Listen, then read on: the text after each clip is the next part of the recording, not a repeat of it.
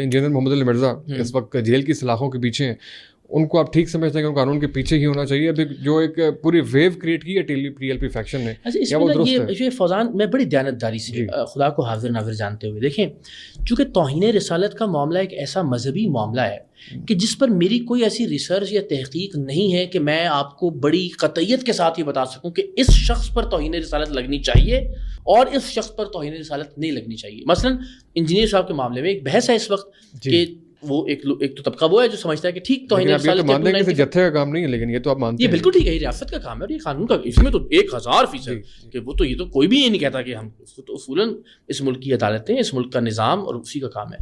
तो इंजीनियर साहब के मामले में भी दो आ रहा है, एक राय ये कि नहीं लगनी चाहिए उनके ऊपर। अहमद नसीर ऑफिशियल की वीडियोस देखने के लिए हमारे YouTube चैनल को सब्सक्राइब कीजिए और बेल के आइकन को प्रेस कीजिए ताकि आपको हमारी आने वाली तमाम वीडियोस की अपडेट्स मिल सकें।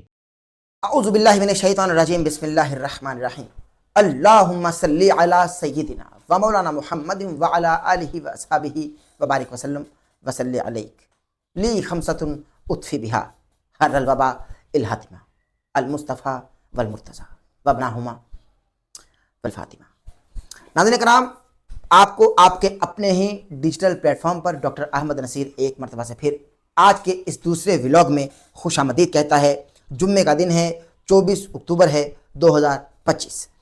मैं आज के इस दूसरे व्लॉग में कुछ हक़ाइक़ से आपको आगाह करना चाहता हूं जो कि इंजीनियर मोहम्मद अली मिर्ज़ा साहब के साथ जुड़े हुए हैं और ये इंतहाई अहम हक़ाइक़ हैं जिनसे आज पर्दा उठाना ज़रूरी है। नाज़रीन कराम, गुज़िश्ता रोज़ हमारे एक पॉडकास्टर भाई हैं, सहाफ़ी भाई हैं, बहुत ज़बरदस्त तरीके से अपने काम को लेकर चल रहे हैं, अहमद फौजान भाई। उन्होंने एक पॉडकास्ट रिकॉर्ड किया है इक़रारुल हसन साहब के साथ। इक़रारुल हसन माशाल्लाह बेहतरीन काम कर रहे हैं, क्राइम की बीट को कवर करते हैं और बेहतरीन तरीके से आवाज़ हक़ बुलंद करते हैं, अपने तई बेहतरीन काम कर रहे हैं। पॉडकास्ट में इक़रारुल हसन साहब से अहमद फौजान साहब की जानिब से पूछा गया इंजीनियर मोहम्मद अली मिर्ज़ा साहब पर तौहीन रिसालत का जो मुक़द्दिमा है उसकी बाबत। तो इक़रारुल हसन ने बहुत मोहतात रहकर कुछ जवाबात दिए और ये कहा कि भाई हम फैसला नहीं कर सकते कि कौन गुस्ताख है और कौन गुस्ताख नहीं है।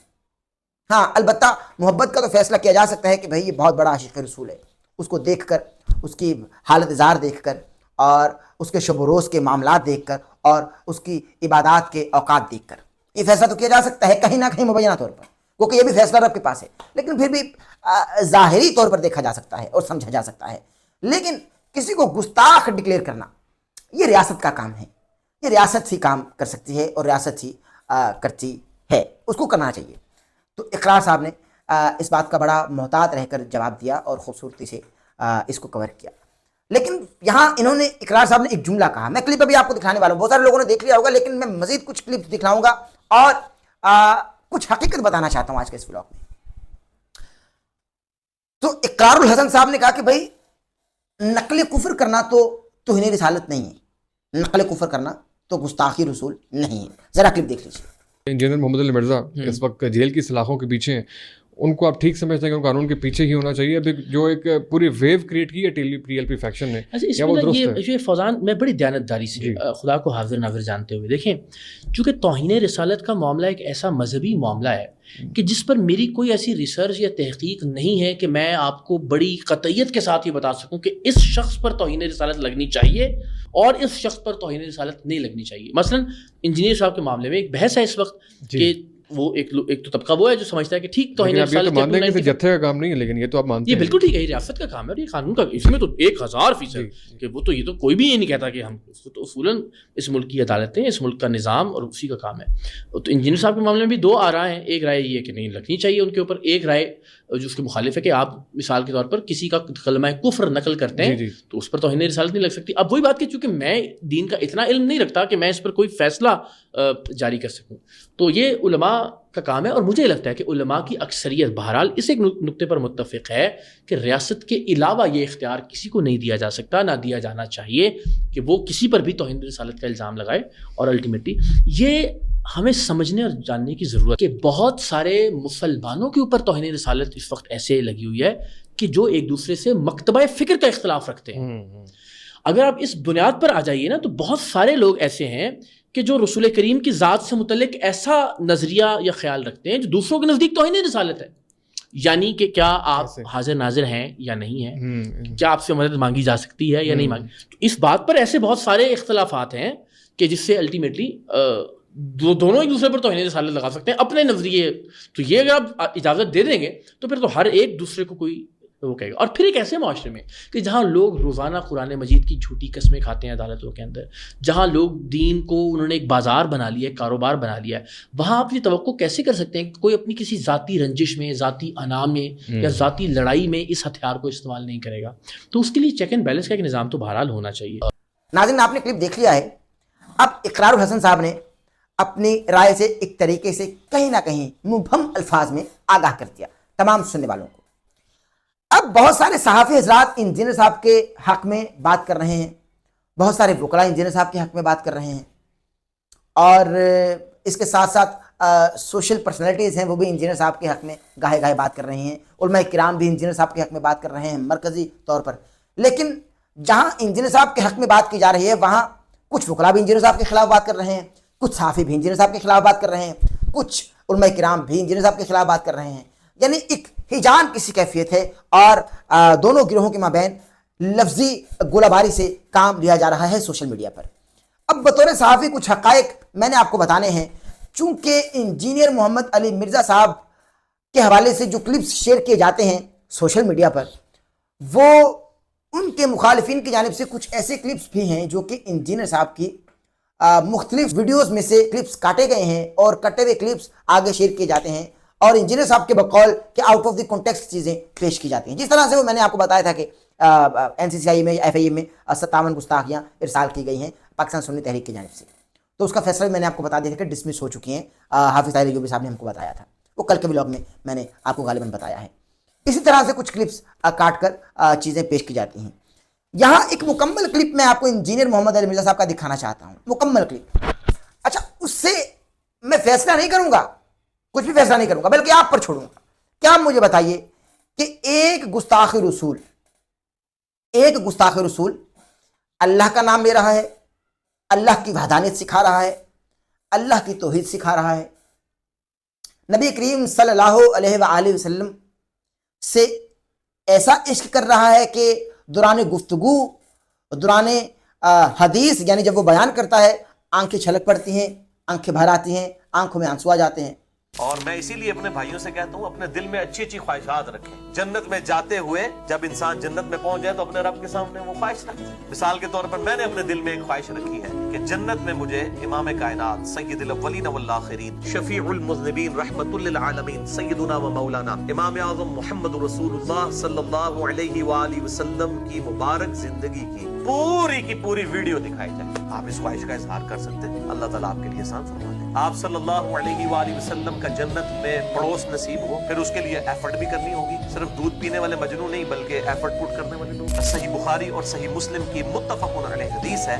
آپ صلی اللہ علیہ وآلہ وسلم نے فرمایا کہ اللہ تعالیٰ فرماتا ہے میں نے اپنے نیک بندوں کے لیے جنت میں وہ نعمتیں تیار کر رکھی ہیں جو نہ کسی آنکھ نے دیکھی، نہ کسی کان نے سنی اور نہ کسی دل پر ان کا خیال کبھی گزرا. بس کوئی جان نہیں جانتی کہ اللہ تعالیٰ نے اس کی آنکھوں کی ٹھنڈک جنت میں کیسی کیسی نعمتیں اس کے لیے چھپا کر رکھی. سرخ کپڑوں میں نے نبی علیہ السلام سے زیادہ خوبصورت کوئی شخص نہیں دیکھا. آپ کے بال مبارک کان کی لو تک تھے، آپ کا جو شانے تھے یہ چوڑے تھے.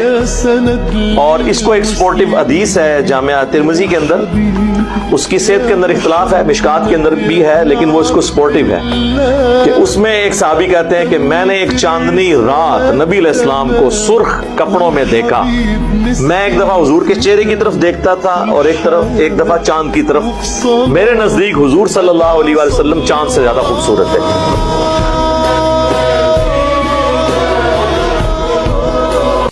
لا الہ الا انت سبحانک انی کنت من الظالمین. کہ اے اللہ تو تو پاک ہے، تو تو غلطی نہیں کرے گا. میں انسان ہوں، میں مانتا ہوں میں غلطی کر سکتا ہوں، مجھے معاف کر دے. میں کہتا ہوں اس سے بڑی کوئی خوش نصیبی نہیں ہے کہ کوئی شخص جو ہے وہ اپنے آخری وقت میں اپنے رب کی طرف گاڈ اورینٹڈ ایسا ہو کہ وہ اس وظیفے کے ذریعے اللہ کی طرف متوجہ ہو.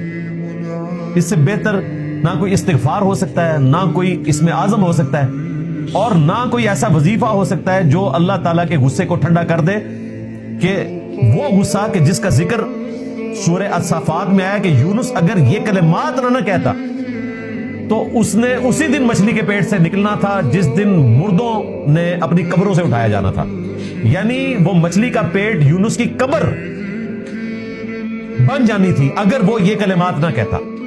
ایسے بہت سارے کلپس ہیں جو انجینئر محمد علی مرزا صاحب پر ایسا گمان بھی نہیں کیا جا سکتا کہ بھائی ایسا شخص کوئی توہین رسالت کے بارے میں سوچ بھی سکتا ہے۔ معاذ اللہ الیاذ باللہ، کوئی بھی مسلمان، انجینئر صاحب کی بات ہی نہیں ہے، کوئی بھی مسلمان، کوئی بھی مومن توہین رسالت نہیں کر سکتا، گستاخ رسول نہیں ہو سکتا، کسی طور پر بھی کوئی بھی مومن، کوئی بھی مسلمان توہین رسالت نہیں کر سکتا، وہ گستاخ رسول نہیں ہو سکتا، چونکہ توہین رسالت ایک ایسا حساس مقدمہ ہے اور روح کانپ جاتی ہے یہ لفظ جیسے ہی زبان پر آتا ہے۔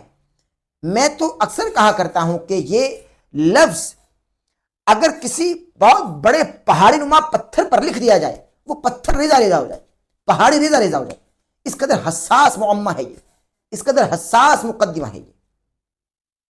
تو اس لیے میں سمجھتا ہوں کہ یہاں سب کو ہی سمجھنا چاہیے، پرکھنا چاہیے، معاملات کو باریک بینی سے دیکھنا چاہیے، بغور جائزہ لینا چاہیے، اور خوش اسلوبی سے معاملات کو طے کیا جانا چاہیے، محبتیں آپس میں بانٹنی چاہیے۔ پہلے ہی ہم نفرتوں میں تقسیم در تقسیم در تقسیم ہوتے چلے جا رہے ہیں، تو اب میرے خیال سے ہم متحمل نہیں ہیں مزید نفرتیں پالنے کی۔ سمجھ رہے بات کو؟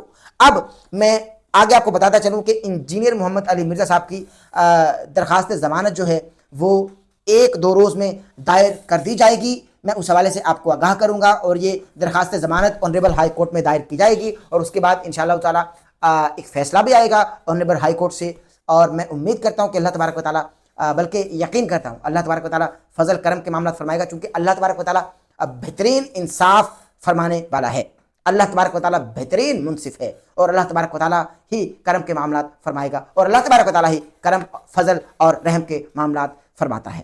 5 تاریخ انتہائی اہمیت کی حامل ہے، یعنی 5 نومبر کو اس لیے بھی اہمیت حاصل ہو رہی ہے یا اہمیت کی حامل ہے کہ اسلم خاکی صاحب ہیں جنہوں نے اسلامی نظراتی کونسل کے فیصلے کو مبینہ چیلنج کیا تھا، اس کی بھی سماعت ہے، یعنی اس فیصلے کی بھی سماعت ہے جو چیلنج کیا گیا تھا اسلم خاکی صاحب کی جانب سے، جو لا اینڈ شریعہ کے ماہر ہیں۔ اب 5 نومبر کو وہ بھی فیصلہ ہے، اس کی بھی سماعت ہے، چونکہ وہ کیس زیر سماعت ہے اس وقت۔ تو 5 نومبر انتہائی اہمیت کا حامل ہے، لیکن 5 نومبر سے پہلے مبینہ طور پر انجینئر صاحب کی بیل کے حوالے سے کوئی نہ کوئی بڑی خبر آ جائے گی۔ یہ مبینہ ذرائع ہیں اور اطلاعات ہیں۔ تو آج کے اس ولاگ میں آپ کو بس یہی بتانا تھا۔ اپنا بہت سارا خیال رکھیے گا، دعاؤں میں یاد رکھیے گا، ہمارے چینل کو سبسکرائب کر لیں، بیل آئیکن کے بٹن کو پریس کرنا ہرگز نہ بھولے گا، تاکہ آپ ہماری آنے والی لیٹسٹ اپڈیٹ سے محظوظ ہو سکے۔ اپنا بہت سارا خیال رکھیے گا۔ ولاگ کو پیش کرنے کے دوران کوئی غلطی یا سہو ہو گئی ہو، اللہ کے حضور توبہ کا طلبگار ہوں اور معافی کا خواستگار ہوں۔ اللہ حافظ۔ احمد نصیر آفیشیل کی ویڈیوز دیکھنے کے لیے ہمارے YouTube چینل کو سبسکرائب کیجیے اور بیل کے آئیکن کو پریس کیجیے، تاکہ آپ کو ہماری آنے والی تمام ویڈیوز کی اپڈیٹس مل سکیں۔